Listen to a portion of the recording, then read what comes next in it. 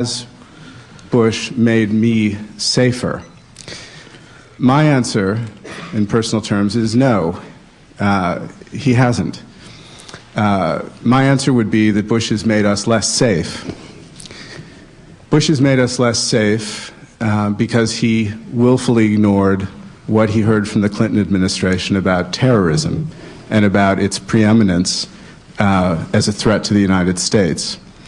And the new administration preferred to focus on missile defense.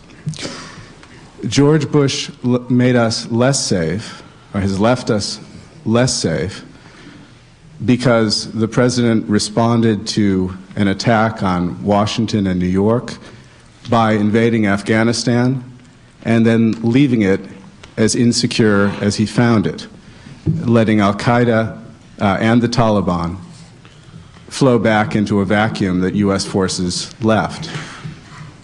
George Bush has made us less safe because he started a preemptive war with Iraq that did not have to be fought, that, despite everything Christopher just said, was not necessary, was not forced upon the United States. And though he concluded military action quickly, the war has gotten steadily worse. Since Christopher and I met last in Berkeley, 9 months ago, more than 350 Americans are dead. More than 2,000 are wounded, many of them grievously wounded. About 10,000, somewhere between 10 and 20,000 Iraqis are dead.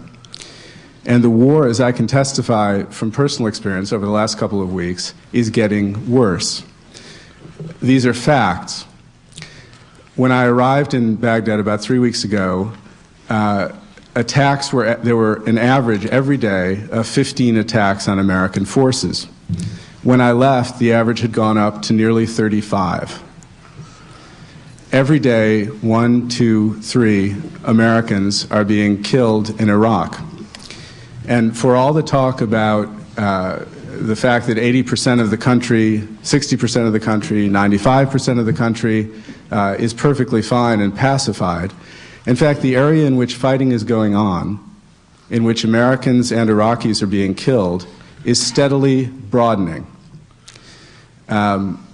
Since major combat was declared over, the situation has steadily gotten worse, and over the last 2 weeks, it has gotten dramatically worse. And on the evidence I saw and the people I spoke to, which included a number of senior generals, very, very able people, very intelligent people, with all of the technological resources of the United States of America at their command, my impression at the end of a lot of talk, a lot of interviews, many of them off the record, was that the American military is completely at sea. They don't know how to fight what is a growing insurgency. Bush has made us less safe because he has debilitated the main arm of defense against terrorism, and that is the United States intelligence agencies, which are now fighting in full-throated anger against the administration. You have a CIA battle against the White House as we sit here in this hall, which will, as the election approaches, get worse. Now, Christopher has just made an argument that all this was completely necessary. He argues that Saddam Hussein was strong, erratic, would have gained in weapons and power, and indeed would have reached the point where he would have handed over power to his admittedly quite disgusting progeny. He also argues that the Iraqi regime was getting weaker and was about to implode, and that such an implosion would have inevitably drawn in the neighbors of Iraq and into a situation in which the United States would be forced to intervene. I'll leave it to you to decide whether these two arguments cited in quick succession make sense next to one another. It seems to me he was either getting stronger or he was getting weaker. You can ponder that question, noble audience. And we can, for a moment, go back 9 months to the last time we appeared together in Berkeley. As I recall, Christopher argued very vehemently that the United States was under imminent threat from weapons of mass destruction, that those weapons were being hidden, that the inspectors who were sent by the United Nations to find them were thoroughly incapable of doing so, that indeed a nuclear weapon could be produced by the Iraqi regime in relatively short order, that the United States indeed was forced, under the shadow of these threats, to intervene. We have since found out that much of what we heard from the administration in making this argument was false. We know much of the intelligence information was, how should we put it, crooked, exaggerated, manipulated. We've heard this from leaks from within the administration, and particularly from the CIA, and we have seen it with our own eyes. Donald Rumsfeld said, "We know where these weapons are." Condoleezza Rice said, "This threat may become a mushroom cloud." All of these things were false. That doesn't necessarily constitute a decisive argument for not going to war with Iraq.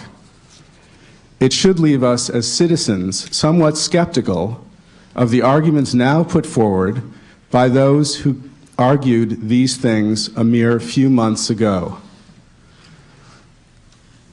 The citizens of the United States were essentially swindled into supporting a war that was not necessary. They were swindled into supporting a war that is getting more serious, more difficult by the day. They were told that an imminent threat had to be confronted, and in fact, I would argue, the country has become involved in a war that will end up becoming a self-fulfilling prophecy. It was a war against terror. Well, you have a situation on the ground where more and more jihadists are coming over what are now fairly open borders into Iraq. Were we worried at the time that Iraqis would be killing Americans? Well, they are doing so right now. Were we worried there would be more suicide bombing? Well, we see it on our television screens every day. Are we hearing arguments, as Christopher so delightfully put it in characterizing George Bush's talent for paradox, that these attacks show us quite simply that the opponent is becoming more desperate?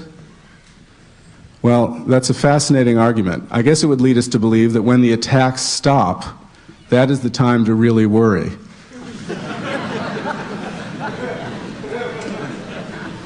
I was in Baghdad the other day heading for an interview when my car was nearly thrown off the road by an enormous explosion. I was about a block away from the Red Cross. When I arrived, I was the first journalist there, one of the first people there. I found a scene of really indescribable horror.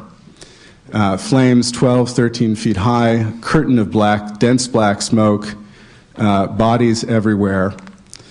And this was the first of 4 suicide bombings that day.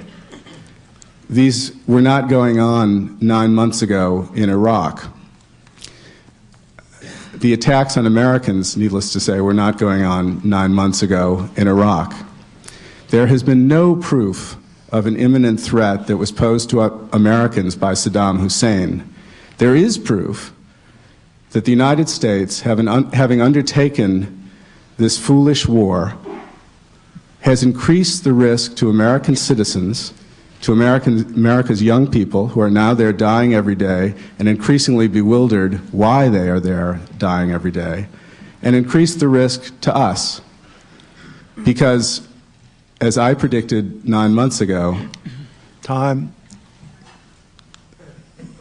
Iraq could easily be made into an area for al-Qaeda to build its support and to increase its political backing in the world, in the Middle East especially.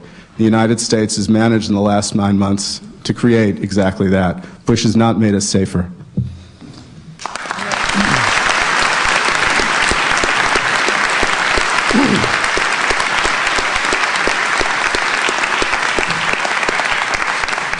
7 minutes for rebuttal. Hitchens? Bill Clinton did actually make a speech on the steps of the Pentagon in 1998, which I can give anyone a copy of if they wish, saying that there was no escaping the fact that there would have to be a war with Saddam Hussein one day.